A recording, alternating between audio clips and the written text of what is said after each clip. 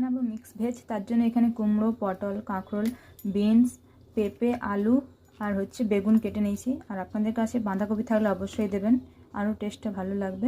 গরম হয়ে গেলে দিয়ে দেবো রাঁধুনি আর শুকনো লঙ্কার ফোড়ন, পেঁয়াজ কুচি, দিয়ে দেবো রসুন কুচি। রসুনগুলোকে আমি কুচি কুচি করে দেবো। চেরা কাঁচা লঙ্কা ভালো করে ভেজে নেব। ঠিক আছে, এবার পরিমাণ মতো হলুদ গুঁড়ো দিয়ে দিচ্ছি। টমেটো ভালো করে আবার মিশিয়ে নেব, বেশি গলানোর দরকার নেই। এই পর্যায়ে সবজিগুলো দিয়ে দিলাম, মতো নুন দিয়ে দিলাম। এবার হাই ফ্লেমে এগুলোকে সব ভালো করে ভেজে নেব।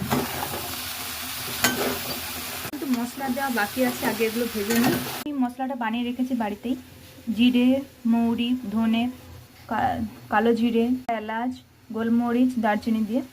এবার বাড়িতে বানানো মশলাটা দিয়ে আরও একবার ভালো করে ভেজে নেব।